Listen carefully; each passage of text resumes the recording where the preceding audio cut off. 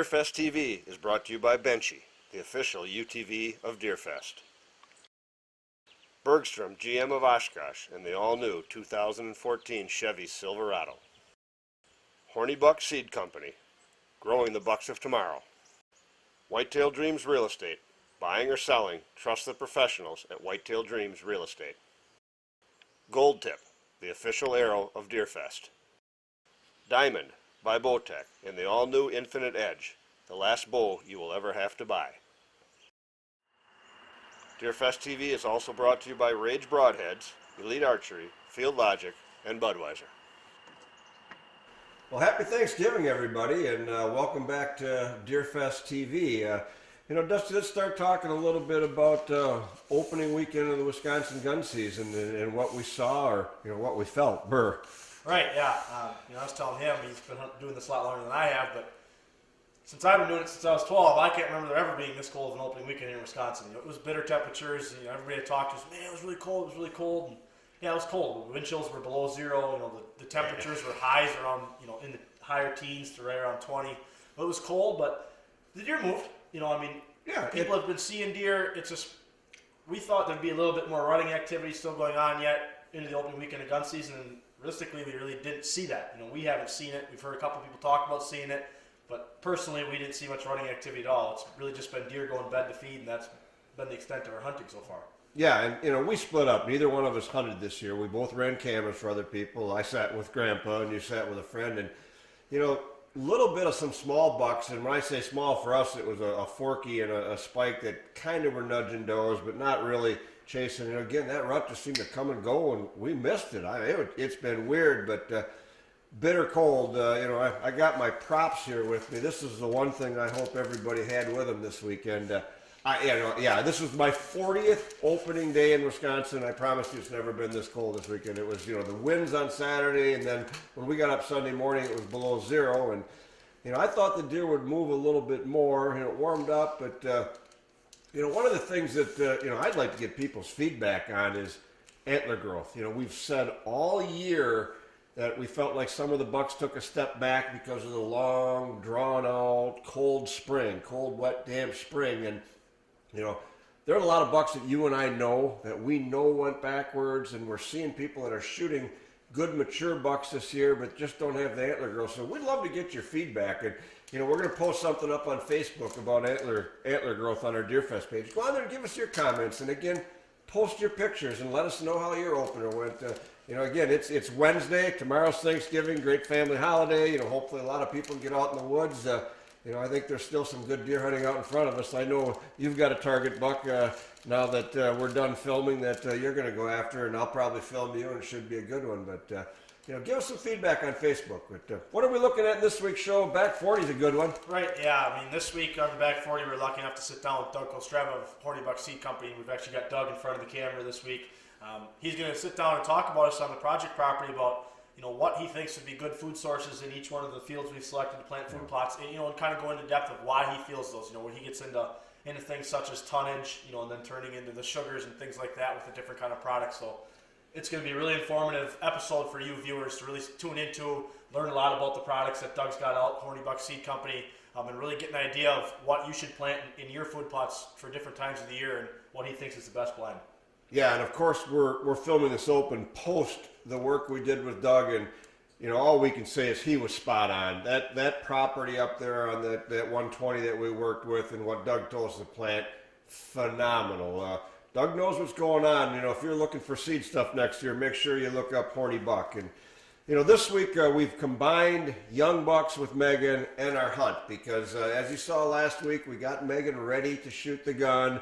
And now we took her out into the woods, and she has an interesting evening. Watch this. There's some good footage there. You'll see some patience from a young girl, and watch it. It's good stuff. Right. And that was shot earlier in the Wisconsin youth season, which we think is just a great thing. We've always talked and preached about getting our youth involved, and I'm really glad to see Wisconsin as a state, take a step towards doing that by introducing this youth season that we've had. It's a gun season for kids during October. It's a little bit warmer, which is good for the kids. I can't imagine if some first-year hunter would have went out and sat this Saturday or Sunday.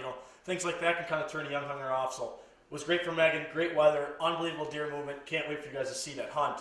And then when we go into deer raw, now we're going to look at we talked about kind of short antler growth and development. We're actually going to look at a deer in deer raw that made a big jump, actually. Yeah. It's one of the very few that we saw made a big jump. He was a 2-year-old last year, which is the video clip you're going to see, and then there's going to be a trail cam picture in there of him as a 3-year-old, just so we can kind of show you guys the jump he made. Unfortunately, he was harvested by a neighbor this year as a 3-year-old. It was a deer we were really hoping to get through to 4. But Yeah, unfortunately for us, yeah. Congratulations for him. To him it probably was a good deer, but it was a deer we were really hoping to see make another jump since he made such a great jump this year with a tough spring. Yeah. And in deer gear, we again join our good friend Mike Matley, and we look at some Summit climber stands. They've done a great job with their climbers, and to be versatile. You can't always sit where you've got that fixed position. Summit's been a leader. They've come out with a new product to their Viper line, which has been probably the best-selling climber in the industry for years. So we'll take a look at that. We think it's another really good episode. Again, happy Thanksgiving, and we'll see you next week. Enjoy and stay safe for the rest of the season. Thanks, guys.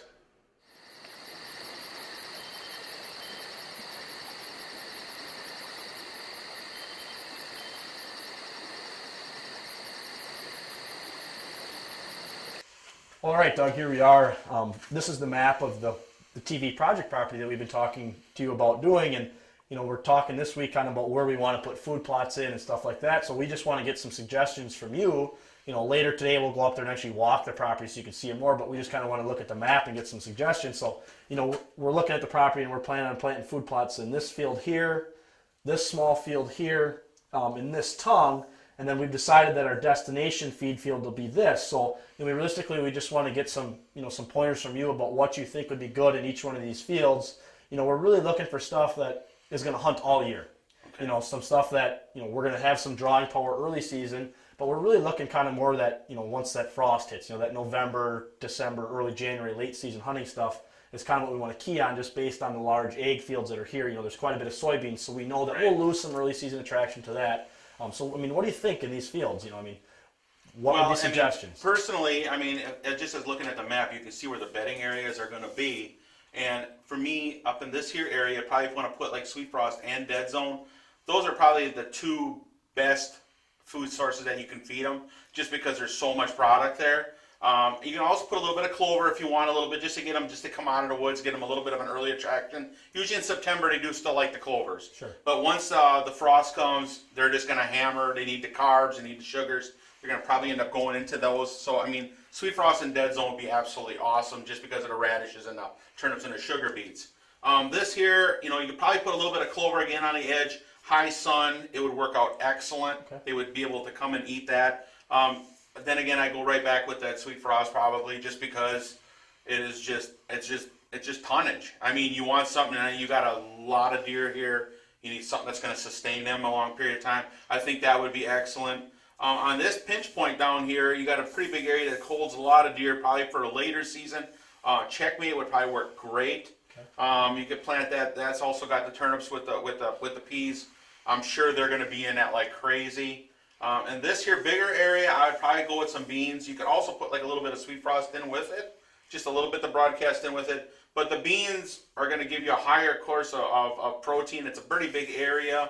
I would not be afraid to put some kind of a Roundup Ready bean in that area. Okay, yeah. This field, we've mapped it out on mapping programs and stuff like that, but we've got this field somewhere right in the neighborhood of 8 acres. Okay. So that's kind of why we chose that to be our destination feed field. So if you think Roundup Ready beans would be good in there, it definitely would, have that early season drawing power, but then also late season. Well, it's also a high protein product. So when they're growing antlers and they got their fawns, and you need to get some, keep weight on a deer, or grow their, keep weight on a deer all the way through, even for the bucks. Because the healthier a buck is, the bigger his antlers are going to be. So you and beans are just probably one of the best sources of protein there are. So I would not be afraid to do that. But this here, just by looking at this little tongue, this would be a real good pinch point. Like come late season, it'd be excellent. Or even right into November in a rut, because them bucks are probably going to put scrapes coming along on these licking branches, and you should be able to get on them right away. Sure.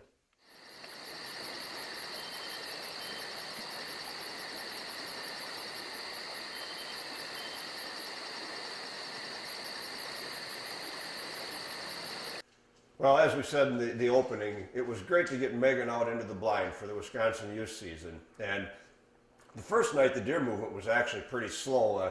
We've got a 2-year-old 10-pointer there. I said, Megan, you can shoot any deer up here, but please don't shoot this 2-year-old 10-pointer. Of course, that's the only buck we see. Well, the second night was much better. You'll see a lot of deer, but of course, the first deer that steps out, the 2-year-old 10-pointer. And at that time, I told her, I said, you know what, you can shoot it if you want. And she was very patient, said, no, I'm not going to shoot it, so watch what happens.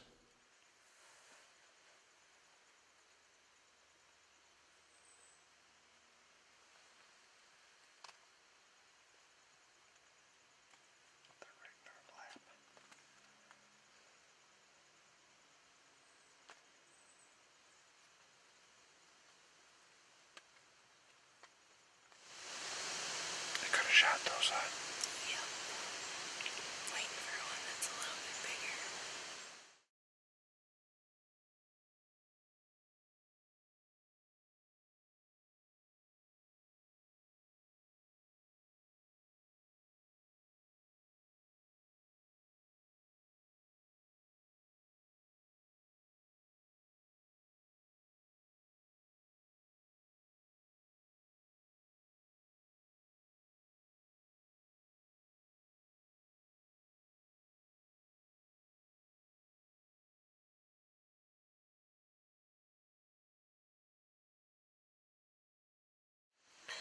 Passed up a 10-pointer already. Yep, waiting for next year so we can get a little bigger. I can take that second one. Take your time. Hold on, wait. Take your time. It's up to you if you want to wait for a better one, but not the 10-pointer, but that other one. The one in the back, you gotta wait for him to clear.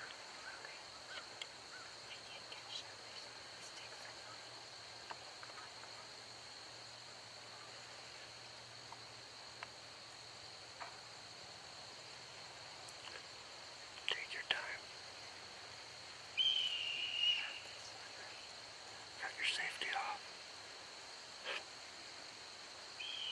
Make the dot as small as you can on them.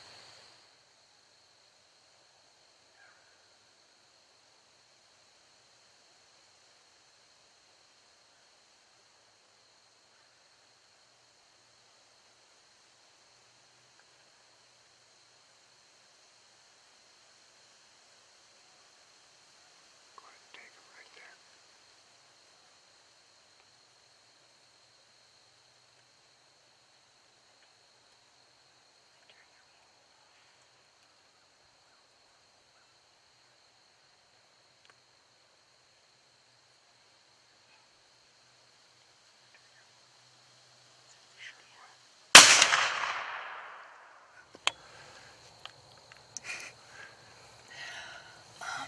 Took a shot at an 8-pointer. Now we are gonna go track it.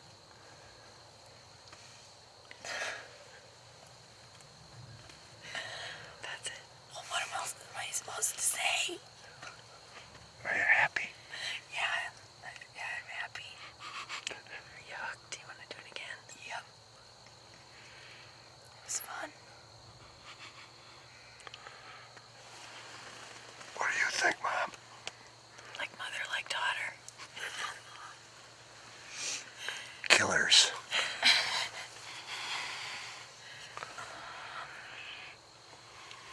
We went and we looked for blood. We couldn't find much blood, so we're gonna back off and go look at the footage, then come back in the morning and look again.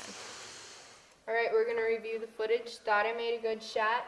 There wasn't much blood though, so we're gonna look. I thought I was aiming right here, and it was moving around. So we're just gonna look and see.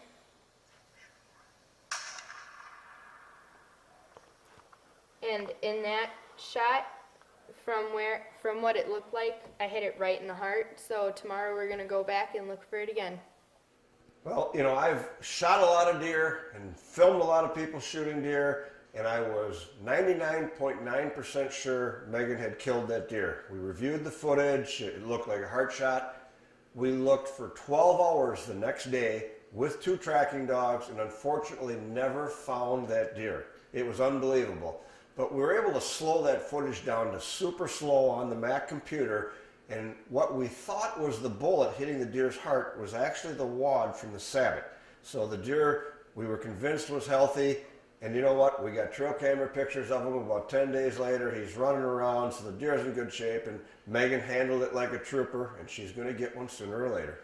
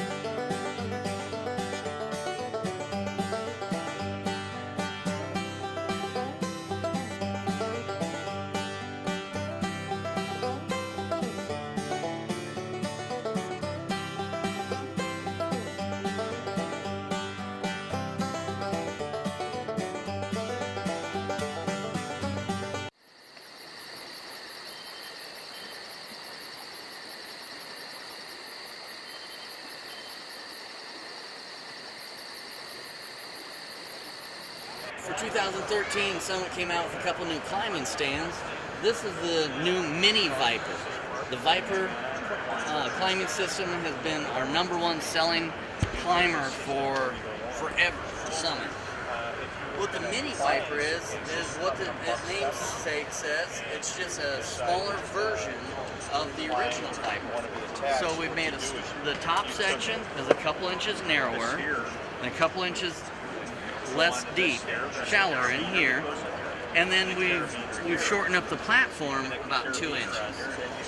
Why do that? Well, there's a lot of smaller frame hunters. We're getting a lot of youth involved that don't need a big 25-pound stand to lug up and try to climb with. So we went and got this down, smaller size, so they feel safe and secure in it because it's not too big and bulky, and it's easy to climb for them. It fits them. If it doesn't fit you right, you really can't use the equipment properly. So it's for the smaller framed hunters, women, kids, and that type of thing.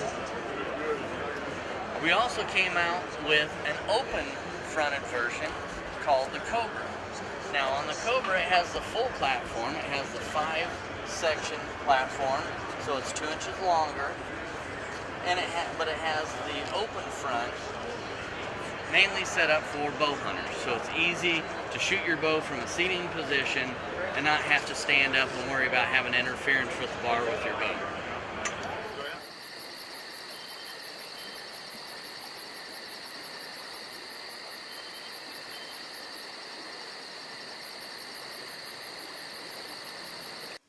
You know, we've all heard about using, structure for stand placement and trying to route deer inside turns and all that, but I'll tell you, there's 2 things that deer absolutely hate and will not travel on. One is shelled ice, the second is rocks. And as you can see here, we've got a lot of rocks. These are old rock fence lines from when they cleared these fields probably hundreds of years ago to plant, but here we got a gap.